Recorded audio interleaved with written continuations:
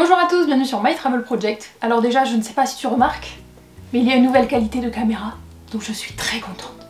Voilà. Je me suis acheté une nouvelle caméra, je t'avais déjà parlé dans une autre vidéo des problèmes que j'avais avec ma caméra Canon EOS M100. Donc je me suis acheté une nouvelle Canon, je vais toujours utiliser l'autre aussi, mais je suis très contente de cette qualité, donc je tenais à le souligner, dis-moi si tu le vois dans les commentaires. Mais ce n'est pas du tout de ça dont je vais te parler aujourd'hui. Aujourd'hui je vais te parler de mes erreurs de voyage. Alors, pas de mes plus grosses erreurs, même si c'est les erreurs dont je me souviens le plus, je pense pas que j'ai fait non plus d'énormes conneries en voyage. Mais en tout cas, c'est des erreurs qui chez moi sont mémorables. Je pense que j'ai quand même eu de la chance dans tous mes voyages et toutes mes expériences à l'étranger parce que, aussi loin que je me souvienne, je me suis jamais retrouvée dans une situation qui me mettait en danger, où vraiment j'ai eu peur pour ma sécurité ou quoi. J'essaie de réfléchir mais je vois pas de situation comme ça, donc c'est plutôt cool, espérons que ça continue comme ça, tu vois. Mais il y a quand même quelques petites choses qui se sont passées au fur et à mesure des années, qui sont des petites erreurs que j'aimerais ne pas recommencer à l'avenir. Donc je vais t'en parler aujourd'hui. Aujourd'hui je vais te parler de 4 erreurs mémorables que j'ai faites en voyage. Si j'en trouve d'autres, peut-être que je ferai une partie 2, si ça t'intéresse aussi, je ferai peut-être une partie 2. Donc voilà, c'est parti pour 4 de mes erreurs mémorables en voyage. Avant ça, petite gorgée de chocolat chaud, parce qu'on n'est pas à la période de Noël pour rien. C'est un peu chaud quand même. Alors une de mes premières erreurs mémorables, c'est d'avoir oublié mon passeport au Vietnam. Alors, quand je dis au Vietnam, c'est je ne l'ai pas oublié au Vietnam et moi j'étais de retour en France. Ce n'est techniquement pas possible vu qu'il faut un passeport pour prendre l'avion. Mais quand j'étais au Vietnam, la première fois que j'y suis allée, donc en 2013, je suis partie pendant quelques jours dans la station balnéaire de Mui Ne. Donc Mui Ne c'est au niveau de la côte, donc sur la mer de Chine, à environ 4-5 heures en bus d'Ho Chi Minh Ville. Et donc c'était la première fois que je partais au Vietnam de ma vie, et d'ailleurs en Asie. J'avais 19 ans, j'avais pas beaucoup de bouteilles de voyage derrière moi, en tout cas de backpacking, et d'ailleurs je n'étais pas du tout en backpack, parce que j'avais une valise qui faisait 2 fois ma taille.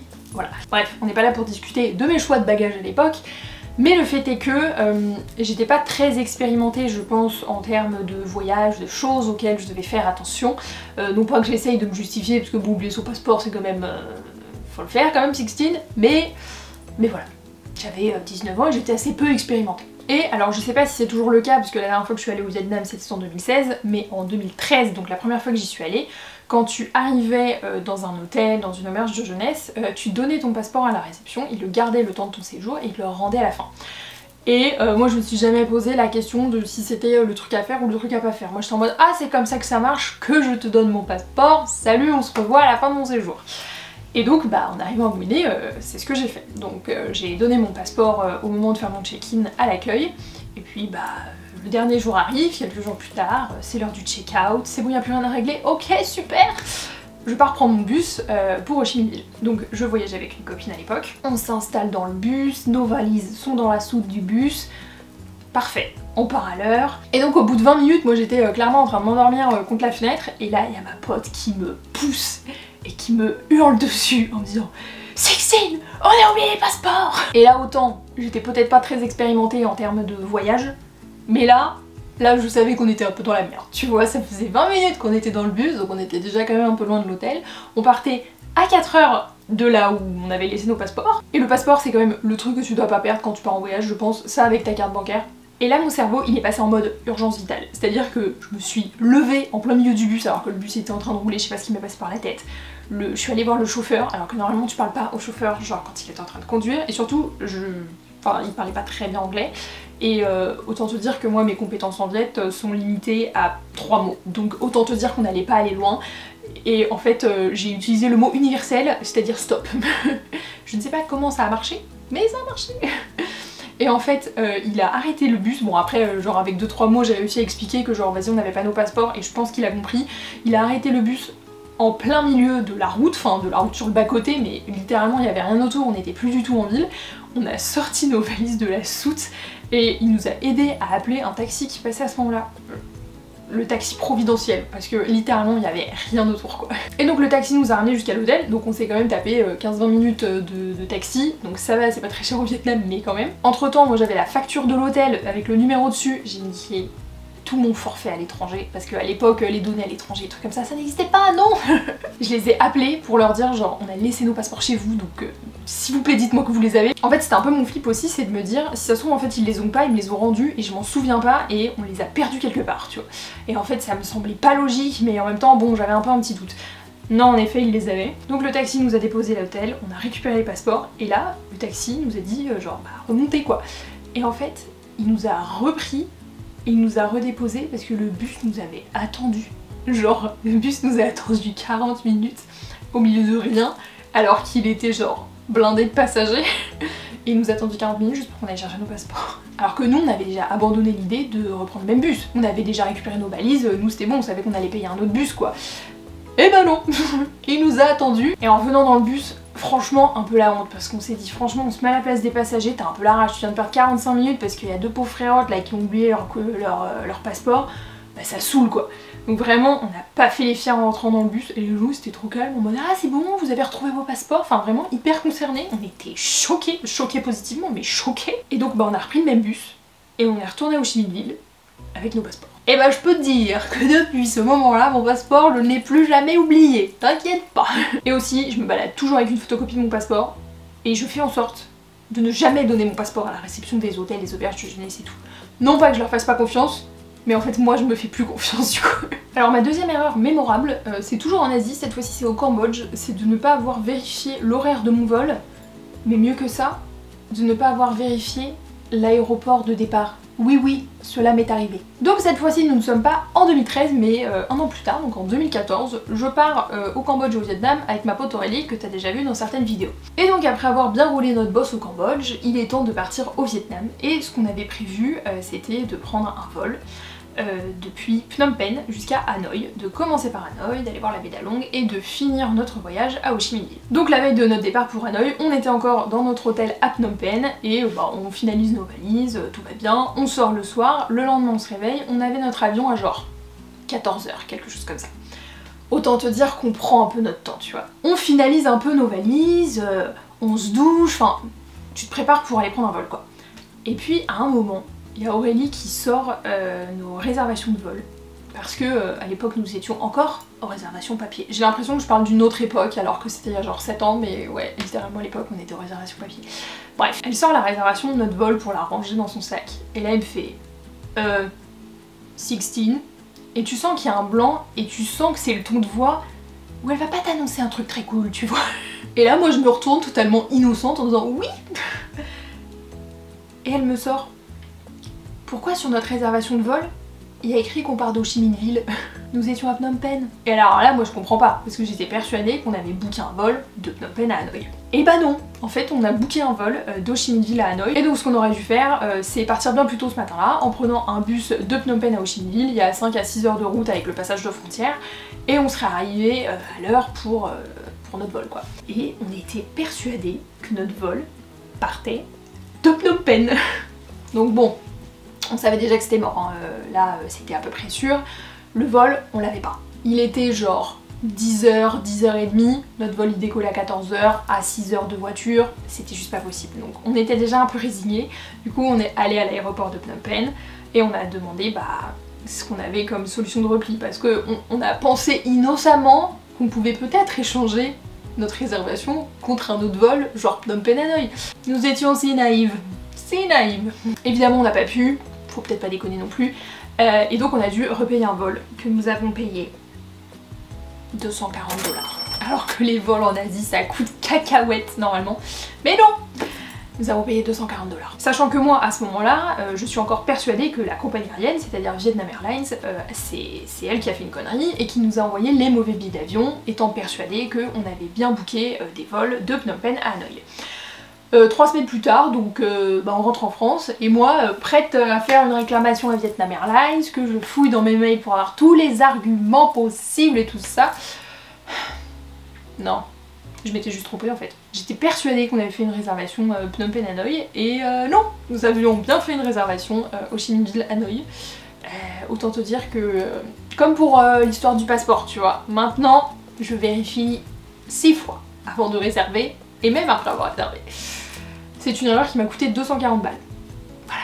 Donc pour ma troisième erreur mémorable de voyage, on part au Canada la même année. 2014 ça a été un peu mon année fais tes conneries, tu vois, tu fais un peu ton stock et puis normalement les années d'après tu vas en faire un peu moins quand tu partiras en voyage, tu vois. 2014 ça a été ça. 2014 c'est donc l'année aussi où je suis partie vivre au Canada parce que au mois d'août 2014, fin août, je suis partie vivre à Ottawa. Et c'était ma première expérience de vie à l'étranger. Donc forcément je voulais que tout soit carré, réglé avant même que je parte, un peu genre papier à musique quoi. Dont le logement. Jusque là, tout est logique. Et pour le logement, il y avait d'autres filles de ma fac qui partaient aussi en échange à Ottawa, donc on avait décidé de se mettre en coloc. Il fallait donc qu'on trouve un appart à Ottawa avec 3 chambres. Vu qu'on partait à Ottawa dans le cadre d'un échange avec notre fac en France, forcément je me suis dit bah on va peut-être demander conseil aux gens qui sont partis à Ottawa l'année d'avant. Donc il y avait une fille que je connaissais qui justement était partie à Ottawa un semestre donc l'année précédente et bah, je me suis adressée à elle en lui demandant bah, si elle avait pas des conseils pour chercher un logement, si elle avait pas des sites, bah un peu sur quoi il fallait chercher puisque forcément n'ayant jamais mis les pieds au Canada, je savais pas où est-ce que je devais chercher pour louer un appart. Et cette fille là me dit ah non mais attends, il y a pas de souci, je te file le contact de mon proprio de l'année dernière, on avait un appart qui était trop cool, qui était super bien placé, tu vas voir ça va être génial. Et là a été ma connerie. C'est que j'ai pas cherché plus loin et j'ai dit trop bien, j'ai contacté le proprio, il m'a dit oui en effet je me souviens de cette fille là, elle avait tel appart qui était situé sur telle rue, pas de soucis, je peux vous envoyer des photos, je peux vous envoyer bah, le nombre de pièces, le machin, le truc, tout va bien quoi. C'est ce qu'il a fait et je n'ai pas cherché plus loin, j'ai envoyé les photos aux autres filles de ma fac qui partaient avec moi et là on s'est dit vas-y on signe, sans mec. Tu la vois venir l'erreur ou pas tu vois. Donc nous avons signé pour un appart où on avait vu quelques photos, mais sans plus. On a signé un contrat, on a déposé une caution et voilà. On n'avait jamais vu l'appart et on n'était pas encore au Canada, voilà. Quand on est arrivé à Ottawa, on a passé quelques jours d'abord en auberge de jeunesse parce que l'appart n'était pas encore prêt et ensuite on a emménagé. Donc le jour où on a emménagé, donc il n'y a pas le proprio mais en tout cas je sais pas si c'est un de ses potes, quelqu'un qui travaille avec lui, mais quelqu'un qui n'était pas le proprio qui est venu nous donner les clés. Et on est arrivé dans un appart, en effet avec 3 chambres, mais sans salon. Enfin il y avait en fait une énorme pièce de vie où c'était une cuisine et à côté il y avait genre une table avec 2 chaises, déjà on était 3 donc ça veut dire qu'il y a quelqu'un qui vous fait par terre. Il y avait une véranda où il y avait le lave-linge dedans, mais rien d'autre, donc en fait on n'avait pas de genre canapé ni rien pour s'asseoir et nous on nous avait vendu l'appart comme étant meublé. Donc moi quand tu me dis meublé, c'est meublé, c'est pas genre il y a juste une table et 2 chaises quoi. C'est genre il y a un canapé, c'est genre il y a des affaires dans les chambres, enfin tu vois. Donc chaque chambre par contre était plus ou moins meublée dans le sens où on avait évidemment donc chacune un lit et chacune un bureau avec une chaise. Par contre le lit, il y avait la structure de lit, le matelas, et puis c'est tout. Il n'y avait pas d'oreiller, il n'y avait pas de couette. Pareil pour la cuisine. Il y avait rien, il y avait des fourchettes en plastique, c'est tout. Moi tu me dis meublé, c'est pas ma définition du meublé. Alors peut-être que, encore une fois, c'est moi qui me trompe, mais c'est pas comme ça que je comprends meublé. Voilà. Forcément, sur le coup, on était en mode bah merde. En plus, on a emménagé le jour de la fête du travail au Canada, qui est donc le premier lundi de septembre. Donc tout était fermé. Sauf le Dollarama. Donc si tu ne connais pas le Dollarama, c'est le magasin à 1$ qui vend des trucs un peu cheap, mais qui te servent beaucoup pour plein de choses. Donc littéralement, on a dépensé 150$ au Dollarama. Et si tu connais le Dollarama, et surtout avec les prix de l'époque où c'était vraiment 1$ par truc, voire 50 centimes parfois, dépenser 150$ au Dollarama en 2014, t'avais 2 chariots remplis, franchement. On a acheté toute notre vaisselle là-bas, on a acheté de la déco là-bas, on a acheté en fait presque tout ce dont on avait besoin pour meubler cet appart là-bas. Bon, on n'a pas acheté des meubles évidemment parce qu'il n'y en a pas, mais tout ce dont t'as besoin d'autre que des meubles, bah on l'a acheté là-bas quoi. Sauf que c'est pas de la qualité de fou quoi, autant te dire que les verres tu les laves avec de l'eau un peu trop chaude, ils te pètent dans l'œil. Donc ça a été vraiment l'erreur je pense, de pas avoir assez de communication avec le proprio, ou on s'est pas compris, je sais pas. Et puis surtout de croire aveuglément à la recommandation de cette fille qui était partie l'année d'avant.